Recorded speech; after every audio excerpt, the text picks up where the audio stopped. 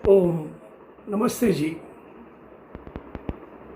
नरक के 3 द्वार, ये गीता के 16वें अध्याय के अंतर्गत 21वां श्लोक है। ओम नरकस्य इदं द्वारं नाशन आत्मन क्राम क्रोध तथा लोभ तस्मात् एतत्त्रयं त्यजेत।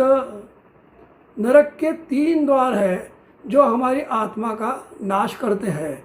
वह है काम, क्रोध, लोभ। इसलिए हर मनुष्य को इसे त्यागना चाहिए, छोड़ देना चाहिए। इसी की पुष्टि गीता के दूसरे अध्याय में जो 62 और 63वां श्लोक है वह इस प्रकार है, जो इसकी पुष्टि करता है। ओम ध्यायतो विषयान् पुंस संगस्तेषु उपजायते संगात् संजायते काम कामात् क्रोधो अभिजायते क्रोधात् भवति सम्मोह सम्मोहात् स्मृति विभ्रम स्मृति भंशात् बुद्धिनाशो बुद्धिनाशात् प्रणश्यति। मनुष्य विषयों का ध्यान करता है। ध्यायतो विषयान् पुंस संगस्तेषु उपजायते, उसके संगति से उत्पन्न होता है। क्या उत्पन्न होता है?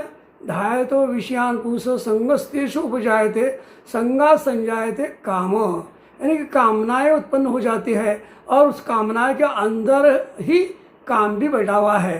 तो ध्यायतो विषयान् पुंस संगस्तेषु उपजायते संगात् संजायते काम कामात् क्रोधो अभिजायते।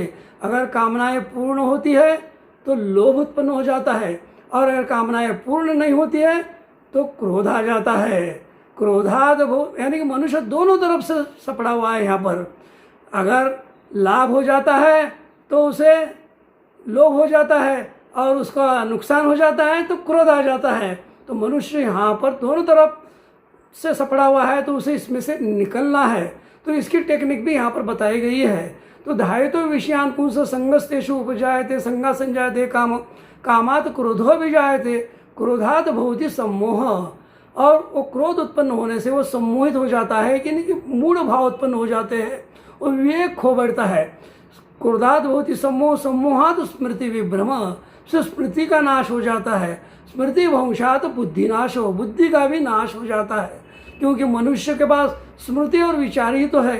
अगर इसके विचार और स्मृति बराबर नहीं रही तो मनुष्य की बुद्धि भी नष्ट हो गई और मनुष्य एक प्रकार से नष्ट हो गया।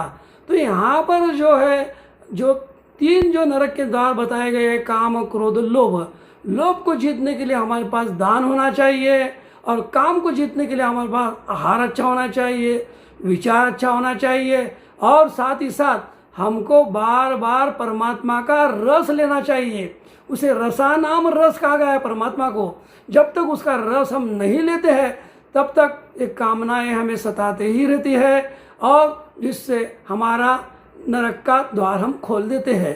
तो आगे आता है क्रोध। क्रोध को जीतने के लिए शांति का गुण होना चाहिए, और शांति भी तो तभी आती है जब तक हम यम नियम का पालन नहीं करते हैं, तब तक शांति हमें कैसे मिलेगी।